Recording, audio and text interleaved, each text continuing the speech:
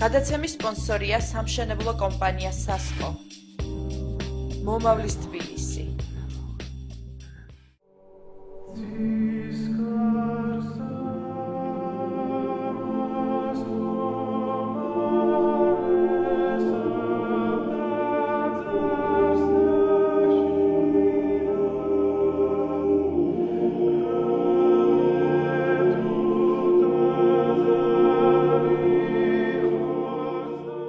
მოგესალმებით.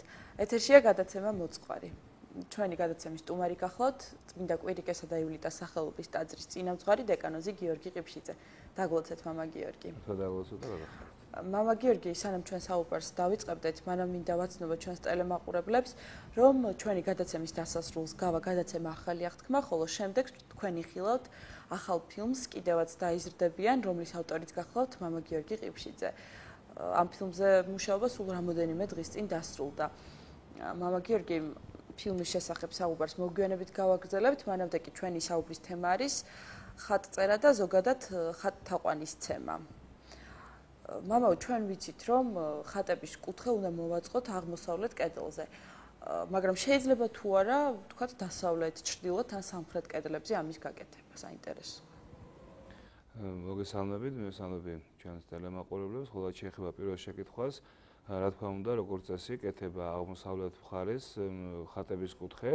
ჩვენ ვიცით, რომ მართლმადიდებლურ ეკლესიას საკურთხეველი აღმოსავლეთით აქვს, მაგრამ თუ ადამიანს არ აქვს ამის საშუალება სახლში და არ შეუძლია რომ აღმოსავლეთით გააკეთოს ხატების კუთხე, რა თქმა უნდა, ნებისმიერ კედელზე შეიძლება, მაგრამ აქ უნდა გაითვალისწინოს ის, რომ ის როდესაც ლოცვას აიკითხავს, როდესაც სალოცავად დადგება, მან უნდა გაიხედოს აღმოსავლეთ მხარეს უმჯობესია. ზოგჯერ აი გავრცელებული აზრი საზოგადოებაში, რომ საძინებელ ოთახში არ შეიძლებაო ხატების კუთხის მოწყობა და ეს მართალია თუ არა? საერთოდ სასურველია, რომ ცალკე ოთახი იქონდეს გამოყოფილი, მაგრამ თუ ამის საშუალებაც არის და არის შემთხვევა, როდესაც ადამიანს უფრო მყუდრო გარემო აქვს თავის ოთახში, თავის გამოყოფილ ოთახში და იქ ურჩევნია სიძილის ლოცვა, საღამოს ლოცვა წაიკითხოს, მაგრამ აქაც მან უნდა გააკეთოს ის, რომ ფარდა გაუკეთოს ამ ხატებს, რომელსაც საღამოს შემდეგ ჩამოაფარებს. ეს რაღაცა შეიძლება. დიახ, აი არანაკურთხი ხატის წინ, უკურთხებელი ხატის წინ ლოცვა თუ შეიძლება?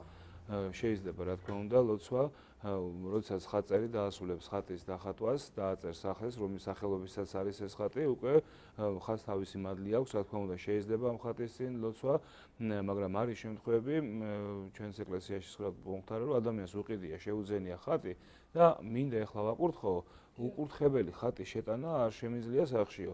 ეს სანუცნაური დამოკიდებულება არ შეიძლება. ესეთი დამოკიდებულება რომ აი ხატი თუ არ არის ნაკურთხი, იმის სახლში თუნდაც ან ხელის მოკიდება, ან შეტანა არა. ჩვეულებრივად ხატს აქვს თავისი მადლი, უბრალოდ სასურველია, კარგია რომ ხატის ვაკურთხოთ. და პერიოდულად ხატების კურთხევა თუ შეიძლება, თუ ერთხელ რომ ვაკურთხებთ, ეს საკმარისია და შემდეგ აღარ შეიძლება. ხო, რაღაც ესეთი დადგენილი პერიოდი რო ახლა ერთ თვეში, წელიწადში ერთხელ ხატების კურთხევა, ესე არ არის. უბრალოდ ხატი იკურთხება ერთხელ, აქვს თავისი მადლი, მაგრამ როდესაც არ ვიცი ჩვენ თუ ხატი ნაკურთხია ან გაჩუქების შემთხვევაში, შეიძლება თავიდან ვაკურთხოთ, კი ბატონო. აი როგორ უნდა მოიქცეს ადამიანი, როდესაც მას აქვს სურვილი, რომ ხატი დაწეროს და შესაბამისი ნიჭიც გააჩნია მისი. არის სკოლები ამასთან დაკავშირებით, არის კერძო სკოლები, არის პატრიარქის კურთხევით სემინარი აკადემიაში და სამრევლო სკოლაში, სადაც ადამიანს შეუძლია მივიდეს, გაიაროს ის სკოლა, ის პრინციპები, ჩარჩოები, რომელიც მოითხოვს ხატწერას. ეს ადამიანი შეიძლება იყოს დამწყები ხატვარი, საერთოდ არ კონდეს ეხა იწყებდეს ხატვას, ფუნჯის ხელში დაკავებული და იყოს შეიძლება პროფესიონალი მხატვარი, ხო? მაგრამ ორივე შემთხვევაში აუცილებელია დაემორჩილონ იმ წესრიგს, რომელიც არის ხატწერაში და ამის შემდეგ მოძღვრის კურთხევით, აი მასწავლებლების ნებართვით უკვე ის დაიწყებს ნელ-ნელა ხატების დაწერას. თუ შეიძლება ხატზე ერთად გამოისახოს მოწამე, მართალი, მღვდელმთავარი, მოციქული, აი ერთ ხატზე თუ შეიძლება ყველა ეს წმინდანი გამოსახული იქნება. რა თქმა უნდა, შეიძლება მოწამე, მღვდელმთავართან, მართალი, მოციქულთან და ასე შემდეგ, მაგრამ აქაც რაღაც პრინციპის გამო უნდა იყოს და ლოგიკა უნდა იყოს ამ გამოსახვაში. და ეს აუცილებლად უნდა შეთანხმდეს ხელოვნება ცოდნეს ან იმ ხატწერთან, რომელსაც გააჩნია ამის კომპეტენცია და იცის თუ რა შემთხვევაში უნდა გამოისახოს ისინი ერთად. რომელ მხარეს უნდა ეპყრას ღვთისმშობელს მაცხოვარი ხატზე? საინტერესოა. ორივე მხარე შეიძლება, როგორც მარცხნივ, ისე მარჯვნივ. ორივე მხარე შეიძლება ეკავოს ხელში. ზოგიერთ ხატზე ჩვენ გვინახავს რომ მაცხოვარი აკურთხებს მარცხენა ხელით დიახ. და კანონიკურია თუ არა ასეთი ხატი?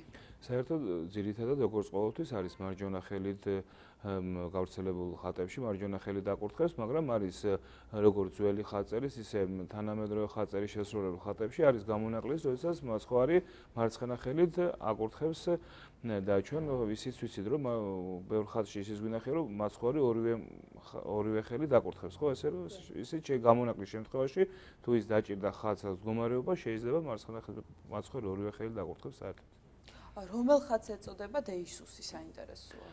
დეისუსი არის ვედრების ხატი, რომელიც ძირითადად იხატება საკურთხევლის ზემო ნაწილში და გამოსახულია მაცხოვარი ტახტსემშდომარე, რომლის მარჯვნივ არის დედა ღვთისმშობელი, ხოლო მარცხნივ კი იოანე ნათლისმცემელი და სხვადასხვა ეს სცენა კიდე გამოისახება საშინელი სამსჯავროს დროს. კანონიკური არის თუ არა ყრმა ღვთისმშობლის გამოსახულება ხატზე? ყრმა ღვთისმშობლის გამოსახულება ძველ ხატებში, ძველ ხატწერაში და დღემდე მოყოლებული არის სცენებში და ესე კონკრეტულად ცალკე არა, მაგალითად შობის სცენაში ღვთისმშობლის შობის არის ტაძრად მიყვანებას, ის და ასე შემდეგ, ხოლო ესე რომ კონკრეტულად ესე ყრმა ღვთისმშობელი იდგეს ხატში გამოსახული, ხატწერა ძველი ხატწერა მას არ ისთვის. ხშირად ხდება ხოლმე რომ ატარებენ პატარა ხატებს ჯიბის საფულით და ის რამდენად მართებული არის? საერთოდ ხატს ვიცით რომ პატევი უნდა მივაგოთ, უნდა იყოს დღესაც ლაპარაკი ხო, აღმოსავლეთით ხარეს რაღაც განსაკუთრებული კუთხე უნდა მიუჩინოთ და პატევის სემით უნდა მოვეპყრათ, ხო? არის კიდე გულზე საკიდი მედალიონები ხატის გამოსახულებით და რა თქმა უნდა ამ ორივე შემთხვევაში რაღაც პატევის სემით ვეპყრობით ჩვენ ამას, ხო და როდესაც საფულეში ჩაიდებთ ხატს, ხო? საფულე ხან ჯიბეში ჩავიდეთ, შემდეგ დავაჯდეთ, ხო, ესე ხერხულ მდგომარეობაში ჩავარდეს, ან საფულას გვერდზე გადავაგდოთ, ან ისე გადმოვდოთ და გადმოგვიარდეს და უკვე უპატივცემულ მდგომარეობაში აღმოჩნდება ხოლმე ხატი.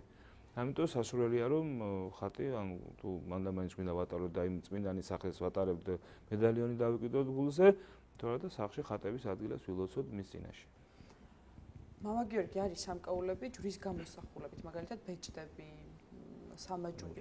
შეიძლება თუ არა? საერთოდ ხდება ჩვენ ეს ადრეულ პერიოდშიც ხდება, როდესაც არის ბეჭედზე ჯვარი გამოსახული და სამაჯურზე, მაგრამ აქაც ვიტყოდი იმას, რომ უნდა ვეცადრო ეს პატივისცემით მოეპყროთ ამ, იმიტომ რომ ხელი ხშირად ჩვენ ვიცით ვიბანთ, ხო? ესე იგი ისვრება და იმიტომ შეიძლება დავიბანოთ, ხო? აი თუ ადამიანი ინდეს მოახერხებს, რომ ეს ხელის დასვასთან ერთად და ბიძრებასთან ესე არ დაისვაროს, მოიძრობს, დაბანიშნებს და გაიკეთებს და მიაქცევს ამას ყურადღებას, შეიძლება, მაგრამ ხშირ შემთხვევაში შეიძლება ვერ მიაქცევს, მე ვიცი ყურადღება და არაპრაქტიკულია ყოველთვის ხა მოიხსნა ეს ჩაიდო ჯიბეში მე ისე გაიკეთო ან რაღაც. ამიტომ სასურველია რომ თუ ადამიანი ვერ ეპყრობი პატივისცემით და შეიძლება რაღაც პატივისცემლად კონდეს ეს ჯვარი, ამიტომ ჯობია რომ არ გაიკეთო. ჩვენი ტელემაყურებელი გვეკითხება, მაქვს ძველი ძალიან დაზიანებული ხატი, როგორ მოვიქცე, სად ნახოთ, ვინ არის ამ საქმის სპეციალისტიო?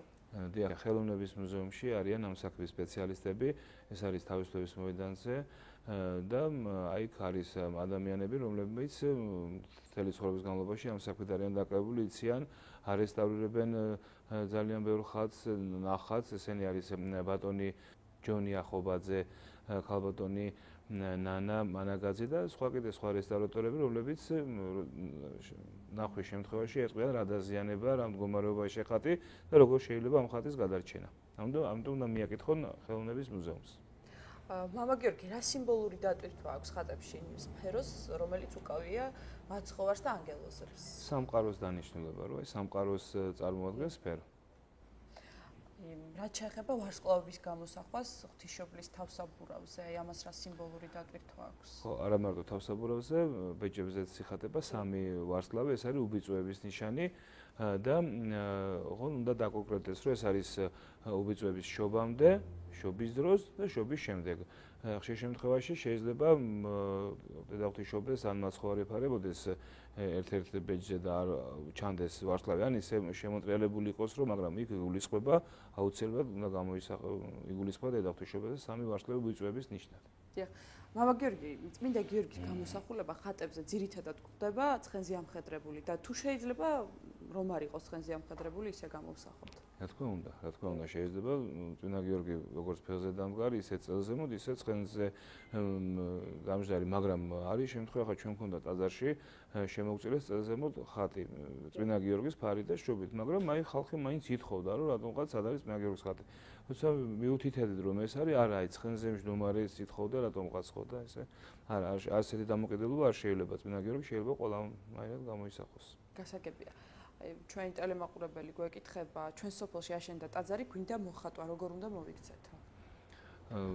ჩვენ ვიცით, რომ საპატრიარქოსთან არის არსებული პატრიარქის კუთხევით ხელოვნების და ხუროთმოძღვრების საბჭო, სადაც არიან რომელსაც ხელმძღვანელობს მეუფე დავითი, არიან ხელოვნებაცოდნები, არიან არქიტექტორები, არიან მხატვრები, ხატწერები და აუცილებლად უნდა მიმართოს იმათ და უნდა ისინი ურჩევენ თუ ვინ შეიძლება მოხატოს და თუ ამ ადამიანს ყავს უკვე გამორჩეული ადგილობრივი ან თავის ვინმე ისეთი ახლობელი, რომელსაც აქვს სურვილი მოხატოს ეკლესია, აუცილებლად უნდა ისე მიმართონ საბჭოს, საბჭო გადახედავს ამ მის გეგმას, ამ ადამიანის, ამ ხაწერის და თუ ის არის მომზადებული იმისთვის, რომ ეკლესია უნდა მოხატოს, დაუმტკიცებენ და თუ რამე შესწორებები დაჭირდა, კიდე იმასაც რა თქმა უნდა დაეხმარებიან. აუცილებლად უნდა მიმართოს ხელოვნების საბჭოს, რომელიც ფუნქციონირებს ყოველ კვირის 4 შაბათს საღამოს 4 საათზე თვითონ საპატრიარქოში. მამა გიორგი, როგორც აღნიშნე გადაცემის დასაწყისში, ჩვენი ტელემაყურებელი ჩვენი გადაცემის დასასრულს ნახავს ახალ აღთქმას, ხოლო შემდეგ თქვენს ახალ ფილმს კიდევაც დაიზრდებიან. თუ შეიძლება რომ ორიოდე სიტყვით მოგვითხრათ თუ რას ეხება ეს ფილმი, როდის დაიწყეთ გადაღება და როგორ მიმდინარეობდა მუშაობა ამ ფილმზე? დიახ. ამ ფილმში მოთხრობილია ჩვენი ეკლესიის ცხოვრება და თუ დავაკონკრეტებთ, აი ბოლო გასული წლის ცხოვრება თუ რა მნიშვნელოვანი მოვლენები მოხდა ჩვენს მრევლში, ჩვენს ტაძარში. აქ არის ფილმში შესული პატრიარქის გამოფენა, რომელიც მიუძღვენით 30 წლის იუბილეს. გამოფენაზე წარმოდგენილი იყო პატრიარქის ფოტოები, მისი გამონათქვამები, ჰქონდა ფილმების ჩვენება. წელს მივიღეთ პირველად მონაწილეობა პატრინოთ 4-ის კონკურსში, გავედით ფინალში, ესეც ასახულია ამ ფილმში. აგრეთვე ჰქონდა მოეწყო მსვლელობა სამების ტაძრისკენ და სხვათა შორის 15-20 ადამიანი გაერთიანდა ჩვენი ეკლესიის ირგვლივ და ხელით გადავაბრძანეთ წინა გიორგის ხატი. აი ამით მთავრდება ეს ჩვენი ფილმი და საერთაშორის ძირითად მოვლენად ესე გასძევს მთელი გზა, რომ ესე რაღაც ეკლესიის ირგვლივ ხდება რაღაც ერთობა, ერის შეკრება და კიდე ამ ფილმში არის პატრიარქის სიტყვები, რომელსაც კითხულობს არქიდიაკვანი მამა დემეტრე დავითაშვილი, არის ძალიან კარგი სიტყვები ქართველ წმინდანებზე დიაკვან ზურაბ ცხოვრებაძის ტექსტით, რომელსაც კითხულობს მამა კონსტანტინე ლეკიშვილი და რა ვიცი ჩვენ დიდი იმედი გვაქვს და ჩვენი ხო იმის მერე გადავამბავთ, რომ ჩვენი ეკლესიის ირგვლივ არის რამოდენიმე სკოლა, 5000 ბავშვი მეტი სალოს ამ სკოლებში. ხშირი ურთიერთობა აქვს ჩვენ ბავშვებს, იქ ნაჩვენებია ფილმში როგორ ესწრებიან ისინი პარაკლისზე, როგორ ეზიარებიან წირვალოცვაზე დადიან ჩვენთან დგანან ყოველთვის და აი ჩვენ გვაქვს დიდი იმედი, რომ კიდევაც დაიზრდებიან ეს ბავშვები, ჩვენი მოვალთაობა და მართლაც რომ გამოადგებიან ჩვენს ქვეყანას და ეს ტელეფილმი არის ამ იმედით გადაღებული. სახელწოდებით კიდევაც დაიზრდებიან. დიახ, მამა, ჩვენმა მაყურებელმა უკვე იცის, რომ თქვენ რამოდენიმე ფილმის ავტორი ბრძანდებით.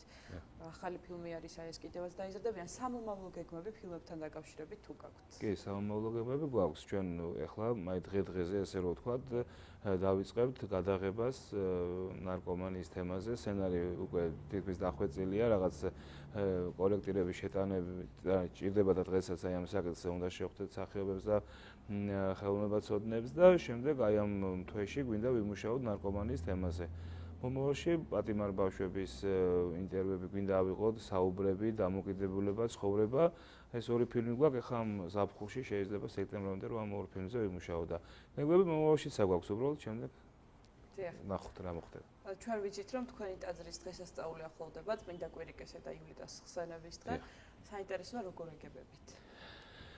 დიახ, 28 ივლისი გახლავთ წმინდა მოწამეთა კვირიკეს და ივლიტას ხსენების დღე და მინდა გითხრათ, რომ მთელ საქართველოში, სხვადასხვა კუთხეში, სხვადასხვა რაიონში ყოფილა აგებული ამ წმინდანების სახელზე ეკლესია. უბრალოდ ეხლა ზოგიერთ ადგილას შემორჩენილია ნანგრეები, მაგრამ თვითონ მოსახლეობა დღესასწაული შემორჩენილი აქვს. ყველა იცის, რომ 28 ივლისი არის კვირიკობის დღესასწაული, აღნიშნავს მინდა გამოვყო განსაკუთრებით სვანები, რომლებმაც ძალიან შეიყვარეს ეს წმინდანები 28 ივლისს არა მარტო იქაური მოსახლეობა, აგრეთვე მთელი საქართველო იკრიბება საქართველოს მოსახლეობა ამ ადგილას, სოფელ ყალაში, სადაც უკვე რამოდენიმე წელია მეუფე ილარიონი ატარებს ღამისთებით წირვალოცვას და ჩვენს რაც შეეხება ჩვენს ქალაქს, ჩვენს ტაძარს 5 წელია რაც ფუნქციონირებს, ტაძარი ეკურთხა და ყველანი მადლიერები ვართ მართლაც მთელი უბანი გულედანების ოჯახის, ბატონი მურთაზ გულედანის და ქალბატონი მარიცა ლორთქიფანის მისი მეუღლის,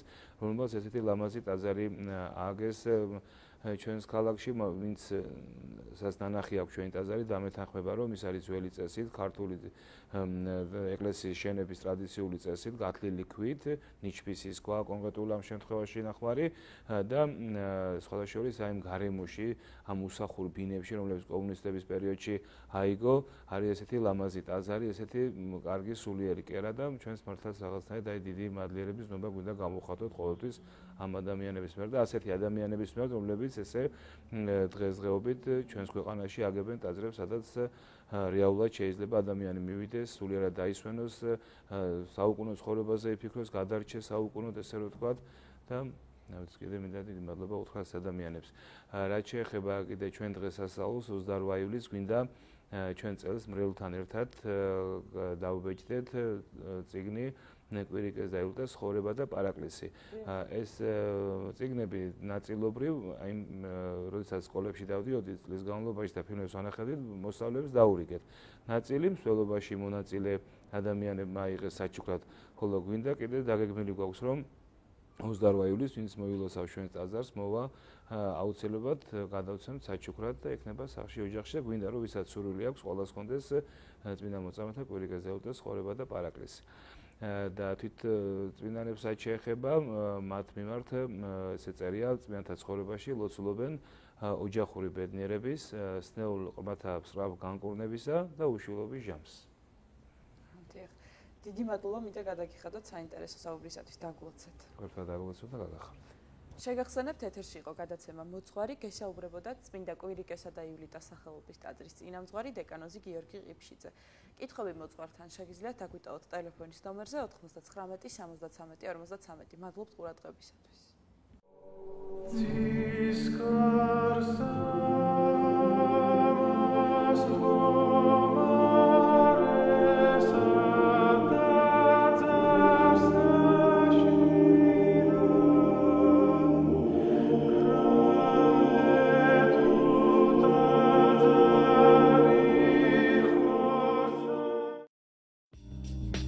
გადაცემის სპონსორია სამშენებლო კომპანია სასკო.